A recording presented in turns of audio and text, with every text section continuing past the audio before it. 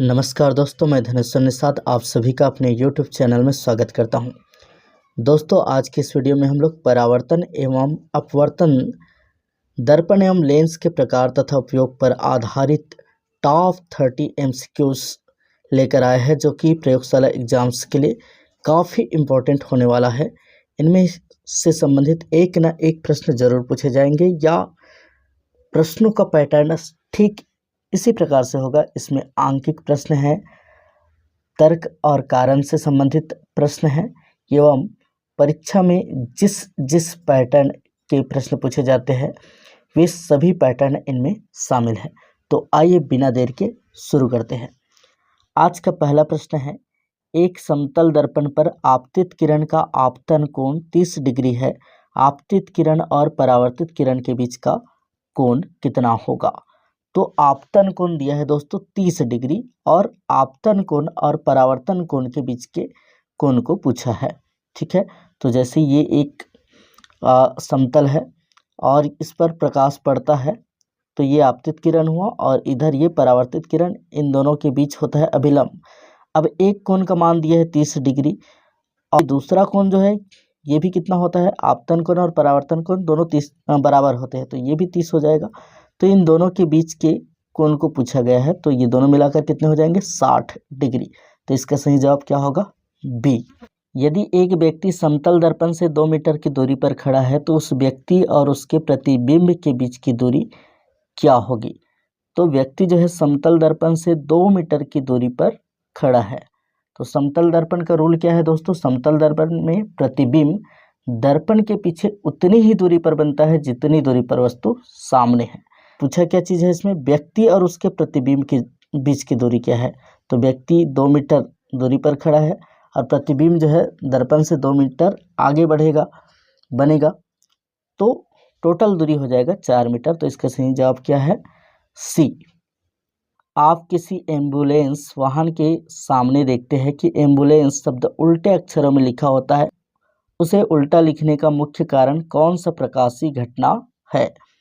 तो उसे उल्टा लिखा जाता है और उल्टा लिखने पर दर्पण में सही दिखाई देता है और इसका कारण होता है दोस्तों समतल दर्पण की पार्श्व प्रतिलोमन, अर्थात ऑप्शन नंबर सी है।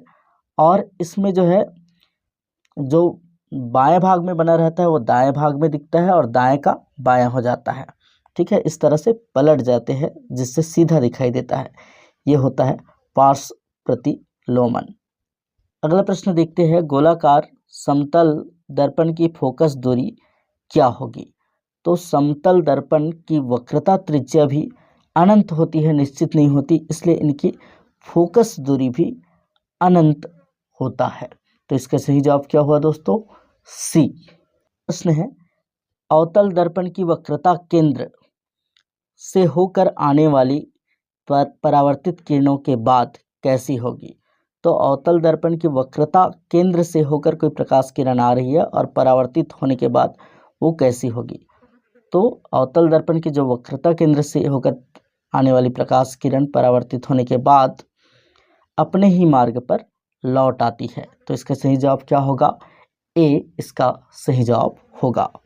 अगला प्रश्न देखते हैं हम, यदि किसी उत्तल लेंस के फोकस दूरी पर वस्तु रखी है तो उसका प्रतिबिंब कहाँ पर बनेगा?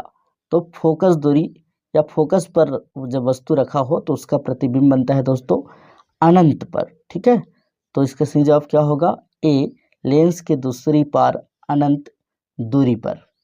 प्रतिबिंब निर्माण के नियम में भी हम पढ़ते हैं, जो प्रकाश किरणें लेंस के फोकस से होकर आती है वो अपवर्तन के पश्चात मुख्य अक्ष के समानांतर हो जाती है। ठीक है, तो समानांतर होने का अर्थ क्या है, वो अनंत दूरी पर बनेगा। अगला प्रश्न है, यदि उत्तल लेंस के द्विगुण फोकस या 2f पर वस्तु रखी हो तो प्रतिबिंब का स्थान होगा? तो जब वस्तु 2f पर रखा हो तो उसका प्रतिबिंब कहाँ पर बनेगा? जैसे हमने देखा कि फोकस पर रखा हो तो अनंत पर बनेगा, इसी प्रकार 2f पर अगर वस्तु रखा हो तो उसका प्रतिबिंब बनेगा दोस्तों लेंस की दूसरी ओर 2f दूरी पर ही। तो इसका सही जवाब क्या होगा, ए। अगला प्रश्न देखते हैं, किसी दर्पण द्वारा प्राप्त प्रतिबिंब वस्तु से दुगुना बड़ा तथा उल्टा है, उस दर्पण का आवर्धन कितना होगा। आवर्धन का सूत्र क्या होता है दोस्तों, प्रतिबिंब की लंबाई बटे वस्तु की लंबाई। तो प्रतिबिंब का लंबाई जो है वस्तु से दुगुना है, तो 2 ऊपर में हो जाएगा और नीचे में 1 हो जाएगा, तो 1 दूनी 2, तो 2 आएगा, लेकिन उल्टा होने के कारण ये -2 इसका सही जवाब होगा। तो इसका सही जवाब क्या हुआ, सी। अगला प्रश्न देखते हैं। जब प्रकाश की किरण जल से हवा में प्रवेश करती है तो वह अभिलंब की तुलना में कैसे मुड़ेगी। तो कहाँ से कहाँ प्रवेश करती है प्रकाश की किरण, जल से, तो जल है सघन माध्यम और हवा है विरल माध्यम। तो सघन से विरल माध्यम में प्रवेश करती है तो प्रकाश किरण अभिलंब से दूर मुड़ेगी। तो इसका सही जवाब क्या हुआ, बी। अगला प्रश्न है, यदि माध्यम ए का अपवर्तनांक 1.5 है और माध्यम बी का अपवर्तनांक 1.3 है तो निम्न में से क्या सत्य है। तो देखिए ऑप्शंस आपके सामने हैं। इसमें आपको याद रखना है दोस्तों, माध्यम का अपवर्तनांक जो है प्रकाश के वेग का व्युत्क्रमानुपाती होता है। मतलब अपवर्तनांक अगर बढ़ेगा तो उसका वेग कम होगा, या वेग कम रहेगा तो अपवर्तनांक बढ़ेगा, अपोजिट होगा। ठीक है, तो इनमें से कौन सा सही है ये बताना है। ठीक है, तो इसका सही जवाब क्या होगा दोस्तों, बी इसका सही जवाब होगा। प्रकाश का वेग माध्यम बी में अधिक होगा। तो माध्यम बी में अधिक क्यों होगा, क्योंकि माध्यम बी का अपवर्तनांक 1.3 है। ठीक है, तो अपवर्तनांक कम होने के कारण जो है इसका वेग ज़्यादा होगा। ठीक है, तो इसका सही जवाब क्या हुआ, बी। अगला प्रश्न देखते हैं। एक कांच की समतल पट्टी में तिरछी आपतित किरण प्रवेश करके दूसरी ओर निकलती है, बाहर निकलने वाली आपतित किरण के सापेक्ष कैसे होगी। ठीक है, तो बाहर निकलने वाली किरण आपतित किरण के सापेक्ष कैसे होगी। तो कौन सा दर्पण है, समतल दर्पण है। ठीक है, आपतित किरण दूसरी ओर निकल रही, तो समतल दर्पण में जो है आपतित किरण मूल किरण के समानांतर होते हैं। तो इसके सही जवाब क्या होगा, ए। 12वां प्रश्न देखते हैं। जब किसी किरण का आपतन कोण किसी घनत्ववान माध्यम से, मतलब सघन माध्यम से विरल माध्यम में प्रवेश करते समय क्रांतिक कोण से अधिक हो जाता है, ठीक है, तब क्या होगा। तो आपको याद रखना है कि क्रांतिक कोण से जब ज़्यादा हो जाता है आपतन कोण का मान, ठीक है, तो उसे पूर्ण आंतरिक परावर्तन कहते हैं। ठीक है, आपको यह भी याद रखना है कि क्रांतिक कोण किसे कहा जाता है। दोस्तों, जब प्रकाश किरण सघन माध्यम से विरल माध्यम में जाती है तो अपवर्तन कोण जो होता है उसका मान 90 डिग्री से ज़्यादा हो जाता है। ठीक है, तो इसे ही कहते हैं क्रांतिक कोण, और इस समय क्या होता है, पूर्ण आंतरिक परावर्तन होता है। ठीक है, ये याद रखेंगे आप। 13वें नंबर का प्रश्न है। यदि एक किरण उत्तल लेंस के प्रकाशिक केंद्र से होकर गुजरती है तो अपवर्तन के बाद उसका मार्ग कैसे होगा। तो लेंस के प्रकाशिक केंद्र से गुजरने वाली किरण अपवर्तित होने के बाद दिशा नहीं बदलती। ठीक है, तो इसका सही जवाब क्या होगा दोस्तों, इसका सही जवाब होगा ए, मतलब बिना मुड़े सीधा गुजर जाएगी। अगला प्रश्न देखते हैं। निम्न में से कौन सा लेंस आवर्धित बड़ा तथा सीधा प्रतिबिंब बनाता है। तो लेंस को पूछ रहा है कौन सा लेंस है जो बड़ा प्रतिबिंब बनाता है और सीधा बनाता है। तो इसका सही जवाब है उत्तल लेंस। ठीक है, अगला प्रश्न देखते हैं हम। मानव नेत्र की रेटिना पर बनने वाला प्रतिबिंब कैसे होता है। तो हमारे आँख पर जो प्रतिबिंब बनता है वो कहाँ पर बनता है, ऐसे भी पूछा जा सकता है। तो कहाँ पर बनता है करके पूछेगा तो आपको बताना है कि रेटिना या नेत्र पटल पर बनता है। और वो कैसा होता है दोस्तों, तो वास्तविक प्रतिबिंब बनता है और उल्टा होता है, जिन्हें हमारा दिमाग जो है सीधा करके दिखाता है। अगला जो प्रश्न होगा दोस्तों वो कथन और कारण से संबंधित है। आने वाले प्रश्नों में कथन और कारण आर दिए गए हैं, इनको पढ़कर उचित उत्तर का चयन करना है। ठीक है, तो विकल्प कौन कौन सा होगा? ए और आर कथन और कारण दोनों सही है, आर ए की सही व्याख्या करता है। दूसरा विकल्प इस प्रकार होगा, ए और आर दोनों तो सही है लेकिन आर ए की व्याख्या नहीं करता। तीसरा विकल्प है ए सही है परंतु आर गलत है।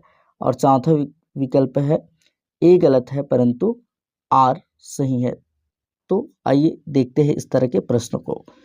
16वें नंबर का प्रश्न है, दाढ़ी बनाने के शीशे के रूप में अवतल दर्पण का प्रयोग किया जाता है और इसका कारण क्या है? अवतल दर्पण फोकस के करीब रखी वस्तु का आवर्धित तथा सीधा प्रतिबिंब प्रदान कर सकता है।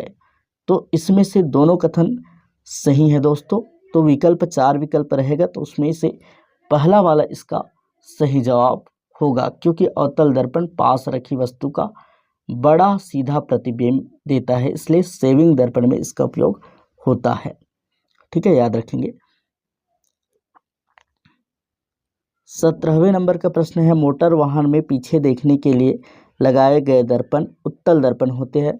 कारण है, उत्तल दर्पण वस्तुओं के छोटे आकार के प्रतिबिंब बनाते हैं जिससे व्यापक क्षेत्र दृष्टिगोचर होता है।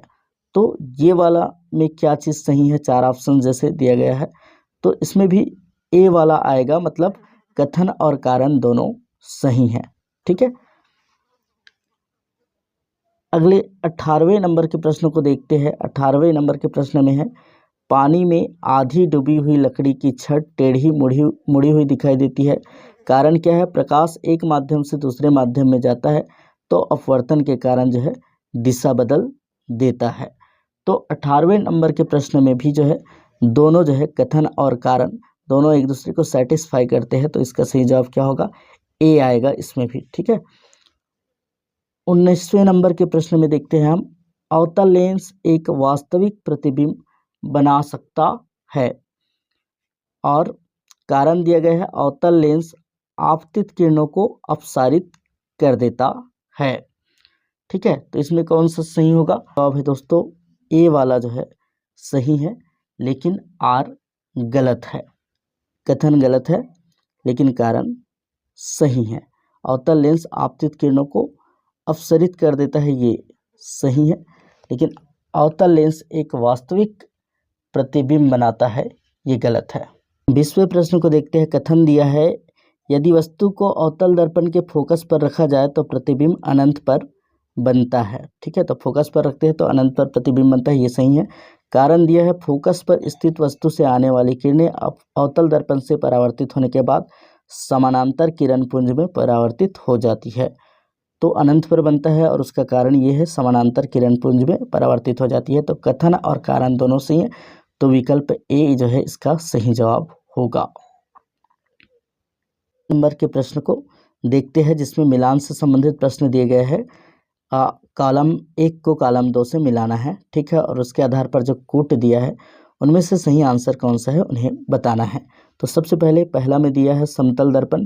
तो समतल दर्पण की क्या विशेषताएं होती है? तो इसका उपयोग जो है पेरिस्कोप में किया जाता है। ठीक है, अवतल दर्पण, अवतल दर्पण में क्या चीज़ आएगा? तो अवतल दर्पण का उपयोग जो है दंत चिकित्सक का दर्पण जो है ये कहलाता है। तो दांत का बड़ा प्रतिबिंब देखने के लिए अवतल दर्पण का उपयोग किया जाता है। उत्तल दर्पण की क्या विशेषताएं है? तो उत्तल दर्पण जो है वाहन का पीछे देखने का दर्पण कहलाता है और उत्तल लेंस ये एक आवर्धक लेंस है। तो पहले में क्या चीज़ आया दोस्तों? समतल दर्पण में आया पेरिस्कोप, तो पहला में 4, और दूसरा अवतल दर्पण में क्या आया? दूसरा आया। तो इस तरह से 4 और 2 वाला कौन सा है? बी वाला ऑप्शन जो है दोस्तों इनसे मेल खा रहा है, तो इसका सही जवाब होगा बी। अगला प्रश्न देखते हैं हम। 22वें नंबर का प्रश्न है, प्रकाश संबंधित निम्नलिखित परिभाषिक शब्दों को उनके अर्थ से मिलाना है। केंद्र क्या चीज होता है दोस्तों? दर्पण के काल्पनिक गोले का केंद्र बिंदु को कहते हैं वक्रता केंद्र। तो पहले में 2 आ रहा है, तो पहले में 2 वाला देखिए, पहले ए वाले ऑप्शन में भी है और सी वाले ऑप्शन में भी है। अब देखिए मुख्य फोकस, तो मुख्य फोकस क्या चीज़ होता है? तो ये आएगा चौथा वाला, मुख्य अक्ष पर वह बिंदु जहाँ समानांतर किरणें अपवर्तन के बाद मिलती है, ये आएगा मुख्य फोकस। और तीसरा चीज़ देखिए अपवर्तन, अपवर्तन क्या चीज़ होता है, तो दो भिन्न माध्यमों की सीमा पर प्रकाश किरणों का मुड़ना, ये आ रहा है। और चौथा लेंस की क्षमता, तो लेंस की क्षमता फोकस दूरी के व्युत्क्रमानुपाती होते हैं। तो इस तरह से जो कूट मिल रहा है वो कौन सा ऑप्शन होगा, देखिए चौथा में हमने किसको लिया, तीसरा को लिया, ठीक है। तो ये चौथा में तीसरा वाला है, सी वाले में। और तीसरा में किसको लिए थे, तीसरा में पहला वाला लिए थे, तीसरा में पहला वाला, ये भी तीसरे ऑप्शन में है। दूसरे में चौथा आया था, तो ये सी वाले में सभी चीज़ें जो है फिट हो रहा है, तो इसका सही जवाब होगा सी। 23वें नंबर का भी प्रश्न इसी प्रकार से है, मिलान करने से संबंधित प्रश्न है। 23वें नंबर का प्रश्न, आइए देखते हैं इसमें किस तरह से होगा। तो पानी में डाली छड़ी टेढ़ी दिखना, तो टेढ़ी किस कारण से दिखता है दोस्तों, तो ये प्रकाश के अपवर्तन के कारण दिखता है, ठीक है। तो इसका सही जवाब क्या होगा, तीसरा वाला आ रहा है, पहला में तीसरा वाला। क्या चीज़ आएगा, मरुभूमि में मृग तृष्णा दिखना, ठीक है। गर्मी के दिनों में देखते हो आप जो है पानी है इस तरह से दिखाई देता है, तो ये किस कारण से होता है, तो इसका सही जवाब है वायुमंडलीय परतों में प्रकाश का अपवर्तन एवं पूर्ण आंतरिक परावर्तन, मतलब ये इसी के सिद्ध वाला है। टार्च की रोशनी में अवतल दर्पण का उपयोग, ठीक है। तो अवतल दर्पण का उपयोग जो है किस चीज़ में किया जाता है, तो इसका आएगा पहला वाला, अवतल दर्पण द्वारा फोकस पर रखे स्रोत की किरणों का समानांतर परावर्तन होता है। और चौथा है वाहन के साइड मिरर में व्यापक दृश्य देखना, ये किसके द्वारा होता है, तो ये होता है दोस्तों उत्तल दर्पण द्वारा किरणों का अपसरण, मतलब विस्तृत क्षेत्र कवरेज, इसके कारण से होता है। तो इसका सही जवाब क्या होगा, ए वाला इसका सही जवाब होगा, मतलब पहला में तीसरा आ रहा है और दूसरा में दूसरा ही है, ठीक है। और तीसरा में पहला और चौथा में चौथा, ठीक है। तो इसका सही जवाब ए वाला होगा। 24वें नंबर का प्रश्न देखते हैं, जो कि एक आंकिक प्रश्न है। एक अवतल दर्पण की फोकस दूरी 15 सेंटीमीटर है, वस्तु को दर्पण से 20 सेंटीमीटर की दूरी पर रखा जाए तो प्रतिबिंब दर्पण से कितनी दूरी पर बनेगा। तो दर्पण सूत्र का फार्मूला इसके लिए आपको याद रखना पड़ेगा। दर्पण सूत्र का फार्मूला होता है दोस्तों 1/f equal to 1/v minus 1/u। Sorry दोस्तों, दर्पण सूत्र अगर बोला जाए तो बीच में प्लस आता है और लेंस सूत्र में ये माइनस आता है। तो अब क्या करना है हमको, प्रतिबिंब दर्पण से कितनी दूरी पर बनेगा बोल रहा है, तो प्रतिबिंब की दूरी यहाँ पे निकालना है, मतलब v वाला मान निकालना है। तो ये u वाला जो है इससे घट जाएगा, पक्षांतर करोगे तो 1/f, मतलब f का मान कितना दिया है 15, ठीक है, माइनस और 1/u इससे घटेगा, मतलब 1/20 करोगे। अब इसको हल करना है आपको, तो 15 और 20 का लसा निकालेंगे तो ये 60 आएगा, और 15 चौक 60, ऊपर में 4 और 20 दिया 60, 3, तो 4 में 3 घटाएंगे तो 1/60, और ये किसके बराबर है, 1/f के बराबर, 1/v के बराबर क्या आया 1/60, तो v बराबर क्या आ जाएगा 60। तो इसका सही जवाब क्या होगा दोस्तों, ऑप्शन नंबर ए इसका सही जवाब होगा। नंबर का प्रश्न देखते हैं। 50 सेंटीमीटर फोकस दूरी वाले उत्तल लेंस की क्षमता क्या होगी। तो लेंस की क्षमता जो है, क्या फोकस दूरी का क्या होता है, व्युत्क्रमानुपाती होता है, ठीक है। तो P बराबर होता है दोस्तों 1/f, ठीक है। तो यहाँ पर क्या चीज़ दिया है, फोकस दूरी दिया है और क्षमता ज्ञात करना है, ठीक है। तो ये कैसे निकालेंगे हम, P बराबर फोकस दूरी का मान रख देंगे 1/, ठीक है, क्या चीज़ है 50 सेंटीमीटर। तो ये इसमें जो है फोकस दूरी को मीटर में रखना होता है, तो 50 सेंटीमीटर को हमको मीटर में चेंज करना है, तो ये आ जाएगा 0.5 सेंटीमीटर, ठीक है। तो 0.5 से हम भाग देंगे 1 को, तो इसका मान आ जाएगा 2। तो सही जवाब क्या होगा इसका, ए 2 डाईऑप्टर जो है लेंस की क्षमता का मात्रक है। अगला प्रश्न देखते हैं हम। निकट दृष्टि दोष या मायोपिया को ठीक करने के लिए प्रयोग होने वाला लेंस कौन सा है, ठीक है। तो निकट दृष्टि दोष इसमें जो है 3 शब्द है और दूर दृष्टि दोष बोलते हैं उसमें 2 शब्द है। तो निकट दृष्टि दोष इसके लिए मैं एक ट्रिक बता रहा हूँ याद रखने के लिए। निकट शब्द ज़्यादा अक्षर है इसमें, तो इसमें आएगा अवतल लेंस, ठीक है। और दूर दृष्टि दोष को ठीक करने के लिए आता है उत्तल लेंस, ये याद रखेंगे, ठीक है। तो निकट दृष्टि दोष को दूर करने के लिए कौन सा लेंस उपयुक्त होता है दोस्तों? अवतल लेंस, बी वाला इसका सही जवाब है। अगला प्रश्न देखते हैं। गोलाकार दर्पण की फोकस दूरी उसकी वक्रता त्रिज्या की खालिस्तान होती है। तो गोलाकार दर्पण की फोकस दूरी वक्रता त्रिज्या की आधी होती है, तो इसका सही जवाब क्या है? बी। 28वें नंबर का प्रश्न देखते हैं। परावर्तन के नियम के अनुसार आपतित किरण, परावर्तित किरण एवं अभिलंब सभी एक ही ब्लैंक्स में स्थित होते हैं।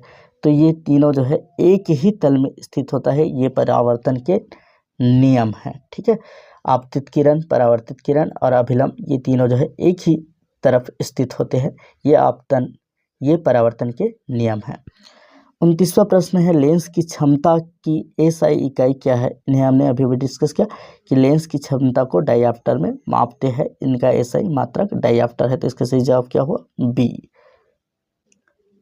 अगला प्रश्न है। ब्लैंक्स प्रतिबिंब को पर्दे पर प्राप्त किया जा सकता है, जबकि ब्लैंक्स प्रतिबिंब केवल आंख से देखा जा सकता है, तो इसका सही जवाब क्या है दोस्तों?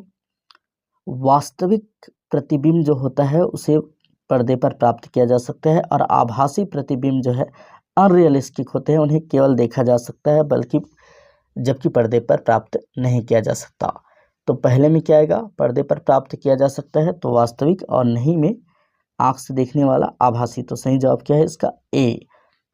तो दोस्तों आज की इस वीडियो में हमने प्रकाश से संबंधित कंप्लीट एमसीक्यूज देखा, जो कि सारे कॉन्सेप्ट को कवर करते हैं और हर प्रकार के प्रश्न को देखा। इसी तरह से और वीडियो जो है हमारे चैनल में लगातार अपलोड किए जा रहे हैं, जिन्हें आप पाने के लिए हमारे यूट्यूब चैनल को सब्सक्राइब करना ना भूलें। Thanks for watching.